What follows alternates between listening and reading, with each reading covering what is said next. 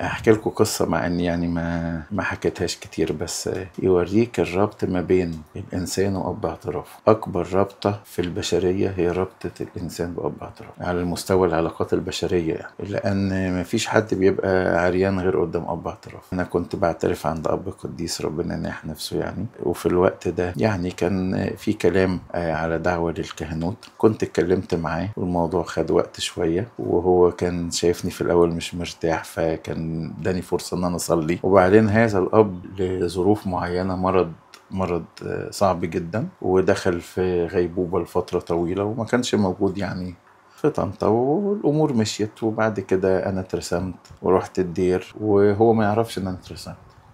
فانا لما رجعت من الدير حبيت ان اول واحد ازوره هو ابونا، لان يعني حسيت ان هو كان نفسه يشوفني كده. فانا رحت له، هو كان في الغيبوبه وما كانش يعني ما كانش عارف مين اللي موجودين في اخر ايام، وما كانش في حد في الوقت ده موجود. ووقفت قدامه وخدت بركته، ومن جوايا كده قلت له انا كان نفسي احس ان انت حاسس ان انا اترسمت. وبعد ايام راح السما، اتنيح راح السما. وفي الوقت ده انا ما كنتش اعرف زوجة ابونا، يعني ما كانش ليا سابق معرفة بيها. وبعدين فوجئت ان في وقت الجناز بتاع ابونا، يعني هي طبعا زوجها وابونا، هو كان اب كبير وليه مكانته، مش هتبقى مشغولة بحاجة يعني. فلقيتها بعتة بتسأل في وسط الكهنة عليا،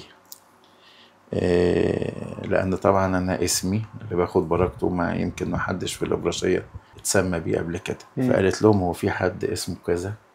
قالوا لها اه. فنادتني وقالت لي ابونا بيقول لك اذكره في كل قداس بتصلي.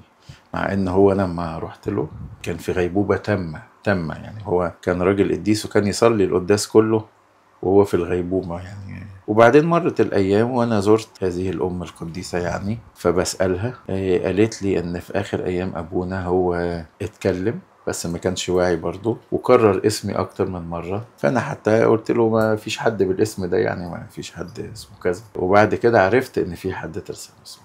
فحكيت لها بقى، قلت لها اصل انا رحت له وكان نفسي يحس ان انا اترسمت او يشوفني، علشان هو كان يعني مصمم على ده، او يعني دي كانت ارادته. ربنا كان بيوصل لي ان هو حاسس الرابطة اللي بتربطنا بأب اعترافنا هي رابطة روحية تفوق القدرات البشرية وتفوق قدرات الجسد. احنا كبشر محدودين، لكن لما برتبط بأب اعترافي المسيح بيتواجد، يعني بحس ان انا بتعامل مع المسيح. فمهما كان اللي قدامي بقى كبير تعبان مريض، حتى لو كان في غيبوبة، لكن تفضل الرابطة الروحية دي. ودي انا بقولها علشان كل واحد لازم يبقى ليه اب اعتراف. ما ينفعش انسان مسيحي ما يبقالوش اب اعتراف. ولازم نفرح جدا بالاعتراف. فرحتنا بدم المسيح على الصليب احنا بنترجم قعدتنا تحت ايد اب اعترافنا وفي تقدمنا للاسرار الالهيه. الحاجتين دول اكتر حاجتين كاني وقفت كده يوم الجمعه العظيمه تحت الجلجثه وقلت مع العذراء اما العالم فيفرح لقبوله الخلاص. ايه اللي هيفرحني بالخلاص؟